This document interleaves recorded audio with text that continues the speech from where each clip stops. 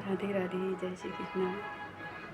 एक और बताना चाहूँगी मैं आपको कि जैसे क्या होता है कि हमने बहुत सारे पुण्य किए, धार्मिक कार्य किए, ठीक है।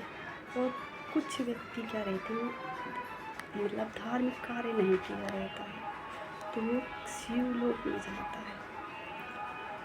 शिवलोक, आपको तो ये मालूम है शिव जी की जब शादी हुई थी तब उनकी बारात में कौन आया था?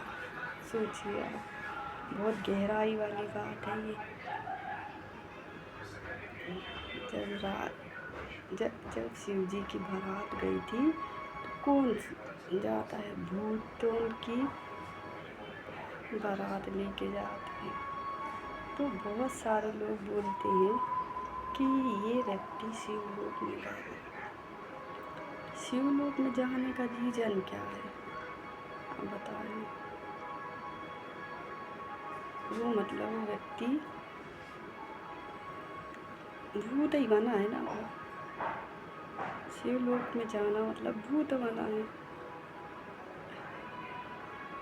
तो इसलिए लोग उनके लिए मैं एक्चुअली वीडियो बनाना उचित समझी कि भाई ऐसा काम करिए आप, है ना, ऐसा काम करिए आप कि आपका जो जन्म है वो सफल हो जाए।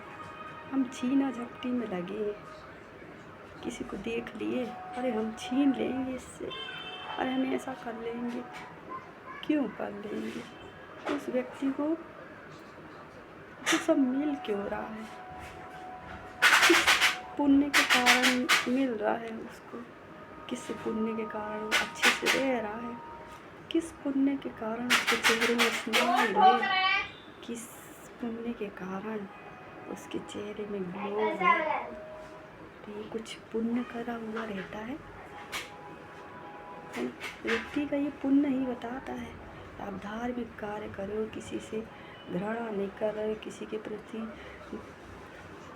ईर्ष्या भावना नहीं रख रहे हो, तो पैसा नहीं भी है लेकिन उसके चेहरे में ग्लो है, हंस रहा है। आज व्यक्ति लाख रुपए होने के बाद भी व्यक्ति हंस नहीं पा रहा है, तो ये उसका कुछ धर्म है, धार्मिक कार्य किया हुआ है, वो व्यक्ति ने कुछ पुण्य किया हुआ होगा, तो इस तरीके से उसको पुण्य मिलता है।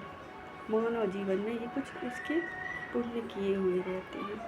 तो इस तरीके से बस थोड़ा सा, यदि आपको नॉलेज है तो इस तरीके से आप भी बना लीजिए वीडियो, तो हमारी जो पब्लिक है, जो दुराचारी है, वो जागरूक हो जाए और उनके सजेशन के कारण ये छीना झपटी का जो मचा रहे हैं वो रोल नहीं रहेगा।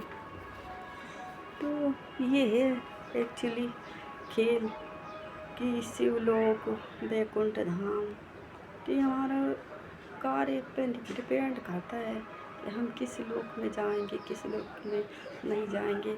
आज वैकुंठ जाना मतलब लक्ष्मी धाम, जहाँ विष्णु जी और लक्ष्मी जी निवास करते हैं।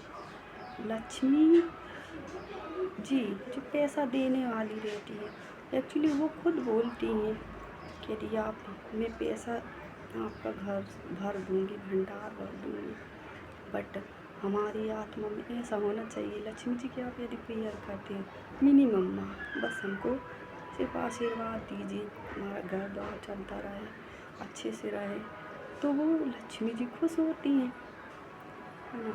अब आप जब खूब मांगते हो तो स्वाभाविक है आप शिवलोक में जाओगे। अब आप नोटिस करिए शिवलोक, आप देखना, ध्यान नहीं आ रहा मुझे, शिव जी का मंदिर गोल्ड का बना हुआ है, सोना सोना कहीं बना है। तो एक्चुअली भगवान भी कुछ देते हैं जो ऐसा, तो ये चीज़ है। यदि हम लक्ष्मी जी की भी आराधना करते हैं तो हम लक्ष्मी जी से भी यही प्रेयर करते हैं कि आप हमें इतना दीजिए कि हमारा घर चल जाए और हमारे चेहरे में रौनक बनी रहे, हंसी रहे। और बस यही विनय है आप लोग से भी कि आप जो भी कार्य करते हो, धार्मिक कार्य कर रहे हैं, तो आप ईर्ष्या भावना को भी छोड़ें और पुण्य कमाते रहें। आप किसी का पुण्य छीनोगे, कुछ लोग की थिंकिंग मैंने जानी, पैर पड़ने की थिंकिंग रहती है। जैसे मैंने किसी से डिस्कशन करा कि जब कोई तीर्थ से आता है और पहला व्यक्ति उसके पैर छू लेता है तो उसको तीर्थ का भी फल मिलता है। डिस्कशन करा और मैंने तो एक नॉलेज के कारण ये डिस्कशन करा, लेकिन वो तो इस अलग भाव से उसके पैर छूने लगे, है ना। तो ये है एक्चुअली। तो थोड़ा सा जब तीरथ से कोई आता भी है ना, तो यही ध्यान रखें कि हमें पैर नहीं पड़ाना है। पढ़ा दो, दे दो आप भी फल, बट ये रीजन है। तो कुछ कभी कभी ऐसा रहता है कि पापियों के पास पुण्य चला जाता है। इसलिए कहते हैं कि जो पूजा पाठ करते हैं तो राक्षसी शक्ति बड़ी होती है। सुना है मैंने, राक्षसी शक्ति बड़ी होती है। क्यों होती है? बस यही रीज़न के कारण कि आप पुण्य करते हो और वो पुण्य राक्षस ले जाता है हमारे। तो इस तरीके से अपने पुण्य को बचा कर रखिए। जैसे कभी कभी एक्चुअली क्या होती है, एकदम पूजा पाठ करते हो और हमारे घर में एकदम से लड़ाई हो जाती है, तो ये जो राक्षस प्रवृत्ति रहती है ना, वो हमारी पूजा को छीन लेते हैं। तो इस चीज़ से बचें और सावधान रहें। तो इस चीज़ का हमेशा ध्यान रखना चाहिए। जय श्री कृष्ण। राधे राधे।